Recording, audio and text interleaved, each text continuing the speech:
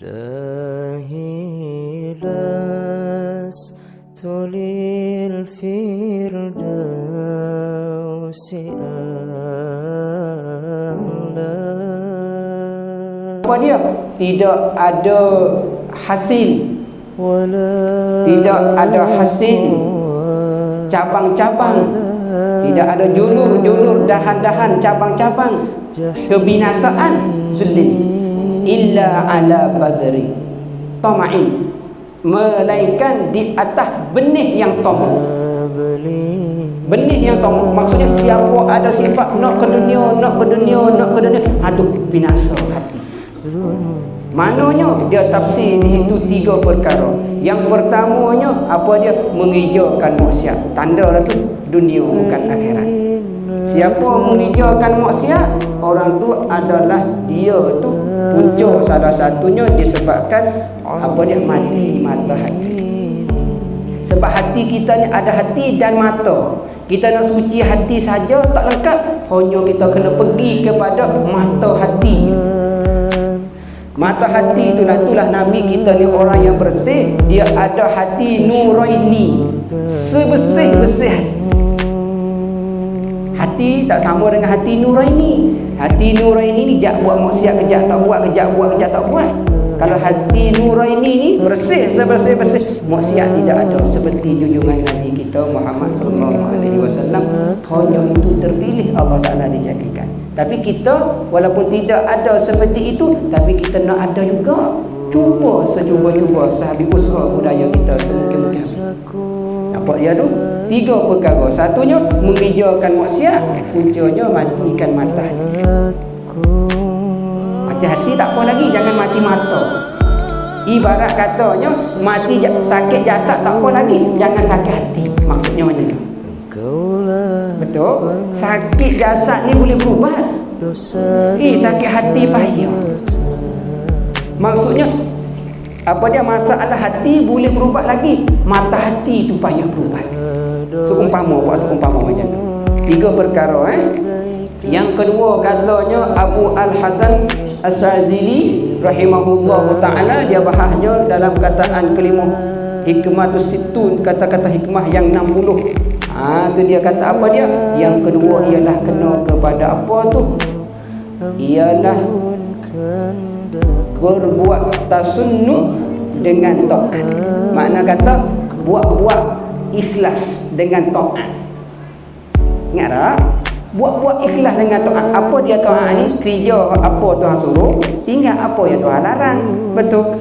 Jadi maknanya dia tinggal hak Tuhan suruh tu. Dia buat hak Tuhan suruh, dia buat hak Tuhan suruh, tinggal apa hak Tuhan larang. Dia buat ikhlas dia. Zahir sahaja, pakai kopiah, pakai jubah, pakai baju tutup aurat sebagainya, itu buat-buat dia tasunnuh. Tak sampai ke hati pun buat taat kepada Allah. Ini punca juga salah satu. Yang kedua, mematikan mata hati. Itulah kita tak boleh hukumkan orang dengan secara pakaian, tak boleh. Kita nampak orang apa dia tu pakai kotor, jangan hukum kata dia kotor. Hati dia bersih, mana tahu dia pakai kotor itu atas rasa dia nak jagakan daripada orang puji dia. Sayyidina Ali karramallahu wajhah, apabila orang puji dia, dia tak cukup suka. Dia doa kepada Allah Ta'ala terus, dan dia minta ampun kepada diri dia minta ampun kepada orang yang puji kepada dia, dan dia minta jauhnya daripada perkara-perkara yang berkaitan dengan macam tu. Kita ni tak lah orang puji tu waktu nak. Tu dia ibaratnya atas rasa apa tu, jauhlah daripada perkaraan yang munasabah bagi kita tu, matikan mata hati. 2 orang tu boleh. Kita tengok orang zahir, jangan hukumkan zahir. Contoh buat seumpama macam ni. Kita nampak orang pergi beli arak, apa kita nak hukum? Cuba buat jawapan sama-sama. Nampak orang pergi beli arak, pakai serban ke, ataupun pakai kopiah ke, atau pakai jubah tak pakai kopiah ke, ataupun pakai serban kopiah saja, tak pakai baju, tak pakai seluar ke. Pak kita nak hukum dia apa macam tu?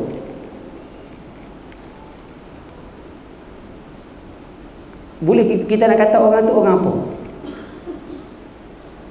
Sebab biasanya kalau kita tengok orang minum arak, pasti kita hukum dia, betul?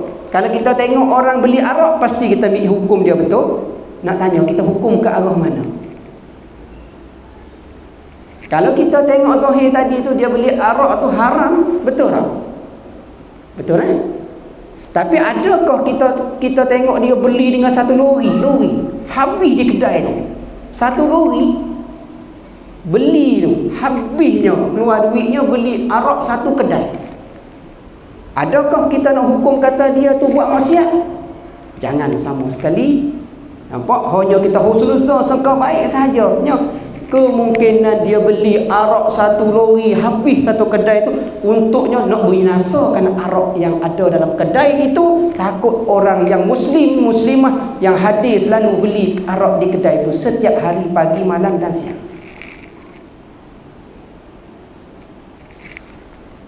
Nampak rupa dia? Tak boleh hukum. Itu hati kita nak situ. Ataupun kita buat seumpamanya orang belajar ilmu. Kalau biasa kalau kita tengok orang belajar ilmu baik, kita sangka baik, Masya Allah, orang tu pergi masjid, pergi surau, pergi kuliah, tazkirah sebagainya, ngaji kitab sebagainya. Apabila kita nampak orang tu pergi belajar ilmu sesat, kita hukum apa dia? Sesat, Masya Allah, kan? Kita hukum biasa macam tu, biasa. Tapi adakah kita tahu kata dia pergi belajar ilmu sesat tu? Ilmu sesat tu ilmu daripada mana? Allah. Ilmu tak sesat itu daripada mana? Daripada Allah. Adakah belajar dua-dua ilmu tu daripada Allah sesat? Adakah kita belajarkan dua-dua ilmu itu sesat? Satu ilmu sesat, yang kedua ilmu tidak sesat. Kalau kita pergi belajar dua-dua ilmu itu, adakah sesat kita belajar? Tidak sesat. Hanya kita belajar ilmu yang tak sesat tadi, kita nak amal. Hanya ilmu yang sesat kita belajar tadi, tidak nak mengamal, tak nak beramal, hanya nak tahu saja. Masalahnya, ilmu itu semua ilmu daripada Allah. Yang salahnya kita belajar ilmu yang sesat, kita amalkan ilmu sesat, itu salah. Yang kita belajar ilmu yang tak sesat tapi kita tak beramal, itu salah. Dua-dua salah. Belajar ilmu yang tak sesat, dia tak beramal, salah. Dia belajar ilmu yang sesat, dia tak beramal, tak salah. Faham masalah dia? Dia belajar ilmu sesat tapi dia tak beramal, ilmu sesat, tak salah. Dia belajar ilmu yang tak sesat, dia tak beramal, salah tak? Faham tak? Belajar bab semayang sesat tak? Belajar bab semayang sesat tak? Tak, tapi dia tak semayang, salah tak? Salah. Itu seumpama dia. Nampak? Dia belajar bab minum arak, salah tak? Tak salah, dia belajar bab minum arak. Patut dia tak ada minum arak, hanya dia belajar cara minum arak saja. Dia tak ada minum arak, tak sesat dia. Tu betul sebenarnya. Nampak rupa dia? Boleh faham tu? Itulah ibarat kata tadinya, apa dia nyo? Ibarat apa? Hak kata hikmah tadi, kata apa dia? Ala innamal insanu ghamdun liqalbihi wala khaira fi ghamdin idza lam yakun fi naslun. Boleh? Hatulah kita ni tak boleh nak mudah-mudahnya dengan perkara macam tu. Pas semua tu kita nak dapat jawapannya, tak lain tak bukannya, payah juga dah. Tapi hanya kita dengan usaha kita lah, sebalik-baliknya macam tu. Baik, itulah kata hikmah. Dia kata apa dia? Likulli amrin akibatun. Apa dia kata? Likulli amrin akibatun. Tiap-tiap urusan, tiap-tiap pekerjaan, faham? Tiap-tiap perkara, kerja urusan kita baik, semua tu dunia baik, akhirat baik, apa dia?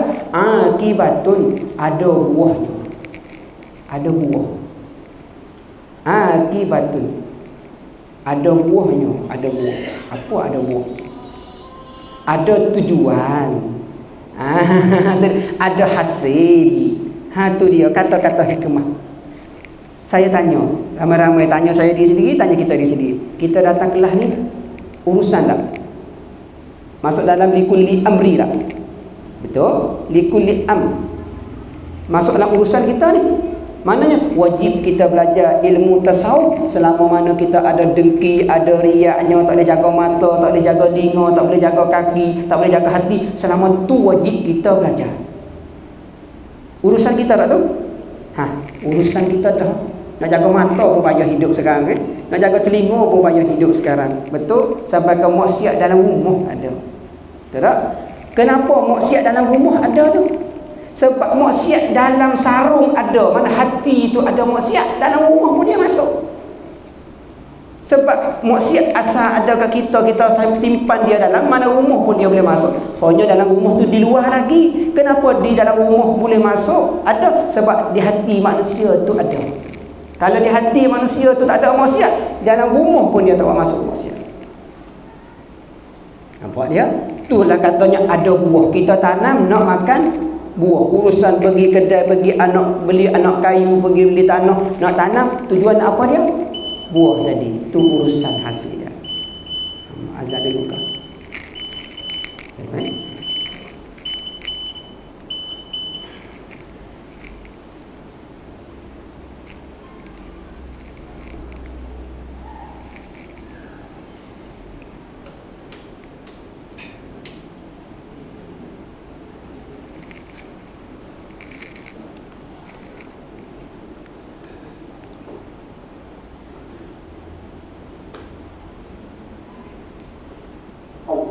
Bismillahirrahmanirrahim. Kita sambung lagi katanya hikmah tadinya apa dia, kullu amrin likulli amrin akibatun, tiap-tiap urusan itu ada buah, makna ada hasil dia.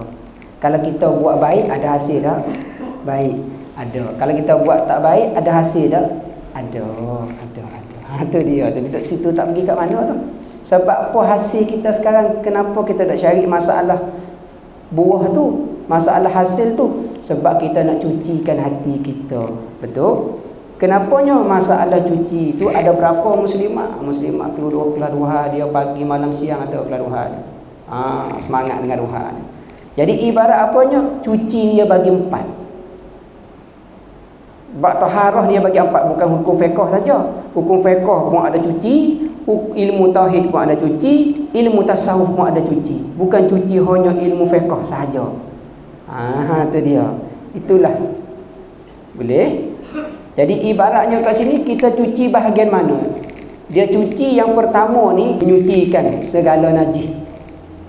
Tu dia. Baik hadas besar, hadas kecil.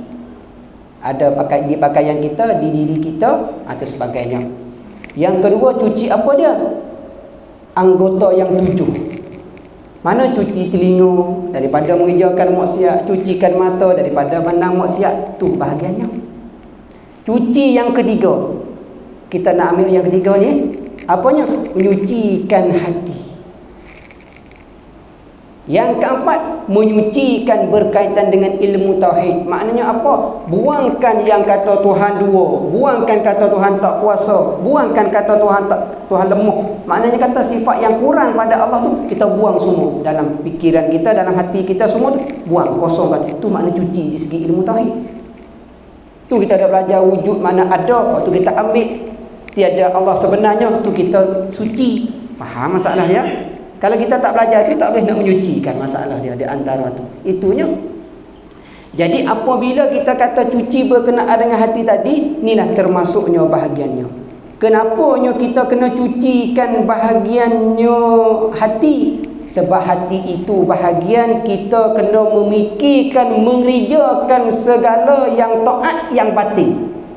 Sebab kita ada taat yang zahir, kita ada taat yang batin. Nampak dia? Jadi taat hak batin ni apa dia? Bersungguh-sungguhnya bertaubat. Kalau orang taubat dia tak sungguh, batin dia tak suci. Tu bermaknanya orang sucikan batin tu tanda kata dia mengerjakan taat yang batin. Kalau dia taubat saja tanpa sampai ke hati, itu batin dia tak sampai, hanya zahir saja. Taat hak zahir. Mana? Taubat zahir. Tu solat sunat taubat zahir saja, tapi hati dia tu dia tak semayang pun. Hanya gerak kaki, tangan, lutut, kepala, dahi sebagainya, semayang macam tu je. Sebab kita tu ada kena memikirkan segala taat yang batin, dan kena memikirkan, menjauhkan segala hak yang zahir, hak batin pun sama ibaratnya macam tu. Dia empat dia ada mikir taat hak zahir, mikir taat hak batin, mikir jauh hak taat apa dia, mikir jauh maksiat yang zahir, mikir jauh apa dia maksiat yang batin. Dia ada empat. Maksudnya taat kita ada zahir dengan batin, maksiat kita ada zahir dan batin. Dia macam tu. Taat kita ada zahir dan batin, maksiat kita ada zahir dan batin. Empat tadi tu buat ringkasan katanya kita kena fikir semua. Tujuan apa dia? Nak dapat sucinya hati. Maknanya salah satunya bersyukur tu pun sama, sabar tu pun sama. Itu orang panggil apa tu? Taat yang batin. Siapa ada sabar, Tuhan uji dia, bagi bala kepada dia, bagi sakit kepada dia, dia sabar. Itu tanda kata batin dia taat. Nampak? Dia bersyukur, terima kasih kepada Allah, gunakan nikmat jalan yang baik. Tu tanda kata apanya? Batin dia taat. Nampak dia?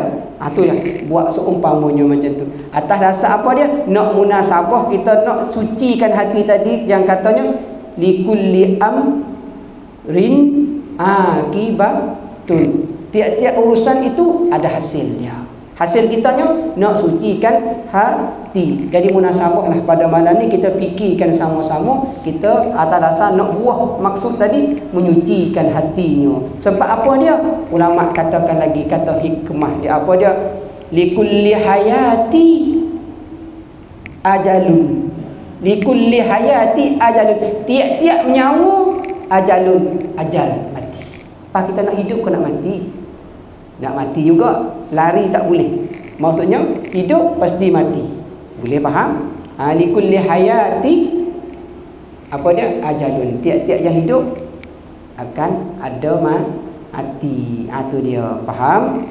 Likulli mukbilin, likulli mukbilin idbarun. Apa dia? Tiap-tiap ada maju, ada undur. Faham? Kita meniaga hari ni nyo kaya, besok miskin. Kita makan hari ni sedap, besok tak sedap. Ada depan, ada ke belakang. Kalau kita meniaga, ada untung banyak, ada untung sikit. Lepas kita nak kecewa dah? Tak kecewa dah. Jika kita memahami rukun iman yang ke-6. Terima qada dan qadar. Puncanya sabar. Betul? Itulah, tu dia. La tanalu. Bagi dia. Panjang kita dia. Cukup dulu. Maksud dia makin keluar dia berkait, makin keluar dia berkait. Kalau tak berhenti dia berkait. Kena berhenti dulu. Ada soalan tak? Baik saja. Baik insya-Allah. Baik.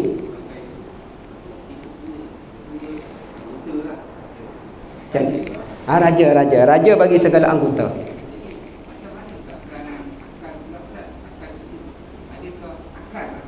Baik. Tak masuk. Dia tak.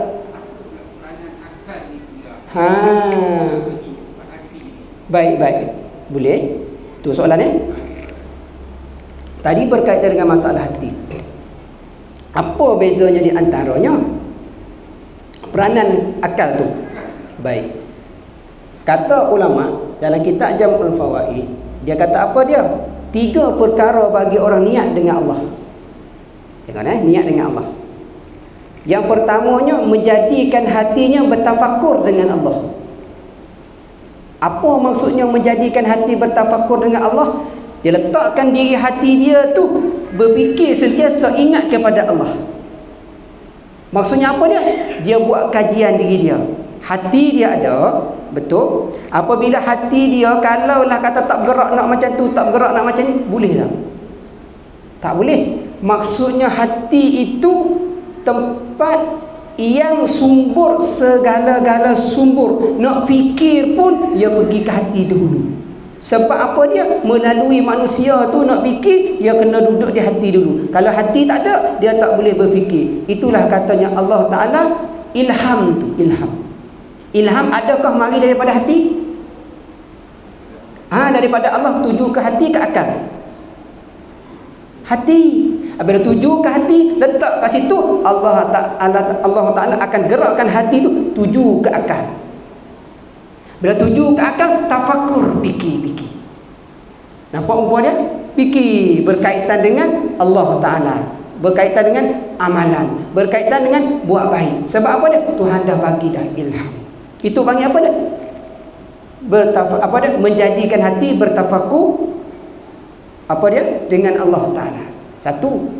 Yang kedua, menjadikan lidah tu berzikir kepada Allah. Lidah pergi zikir, hati berkait dengan fikir. Nampak? Lidah dia tak fikir lah. Lidah dia tak fikir. Sebab apa dia? Dia fikir tadinya Allah Ta'ala bagikan hati rasanya dia nak fikir. Mari hati. Tiba-tiba akal dia fikir nak berzikir. Ya, nak berzikir macam mana? Oh, dia kaji, akal kaji. Oh, kena mengaji, tak mengaji macam mana nak berzikir, tak cari ilmu macam mana nak, ayat apa yang kita nak zikir, munasabah dengan apa ayat yang kita nak berzikir tadi. Baik, bila dah dapat tu, nak pergi mana pula tu? Menjadikan lidah dia tu berzikir kepada Allah. Baru akal mari, oh nak berzikir, takkan zikir dengan tangan. Zikir dengan lidah bergerak. Lidah tak fikirlah, gerak. Faham? Kalau fikir nak pergi ke masjid tadi, daripada rumah nak pergi masjid, Allah Ta'ala bagi dah ilham dalam hati nak mari ke masjid. Lepas tu nak mari macam mana? Hati ke akal? Akal lah kajian nak mari tu macam mana. Hujan macam ni, macam mana? Betul? Kita tengah demam tak sihat sebagainya, macam mana? Akal fikir. Akal fikir, dia fungsi pergi ke mananya? Pergi di mananya? Di kaki. Nak pergi macam mana? Laju ke slow? Hujan ni. Kemudian pula fikir pula pergi ke tangan. Payung kena ada. Nampak rupa dia? Lepas tu pula akal dia hantar pula pergi mana? Mata kena tengok. Semua tu daripada hati melalui akal hantar ke segala anggota. Nampak rupa dia tak? Itu tujuannya. Baik, dua lah. Jadikan hati tafakur. Yang kedua, jadikan lidah zikir. Yang ketiga ialah kena kepadanya jadikan badan dia diri sendiri tu berkhidmat kepada Allah. Apa dia berkhidmat kepada Allah? Mengajarkan orang, mengajar agama Allah. Khidmat. Nasihatkan orang tu khidmat kepada Allah. Sapu masjid khidmat kepada Allah. Datang berjemaah ramai-ramai khidmat kepada Allah. Seumpamanya macam tu. Boleh tu buat ringkasannya itulah ringkas cerita dia. Itu orang niat dengan Allah. Boleh? Kalau lain daripada tu niat dengan bukan Allah, mana duniawi. Boleh faham? Seumpamanya. Ada soalan? Rasa cukup baik itu dia. Bermaknanya rasa cukup dulu itu dah dia. Baik, sama-sama. Terima kasih soalan. Terima kasih. Baik, semua tu daripada Allah Subhanahu Wa Taala, kekurangan daripada saya diri sendiri. Jadi salah silap kasar basa, saya mohon maaf. Sangat-sangat itu kekurangan daripada saya diri sendiri. Boleh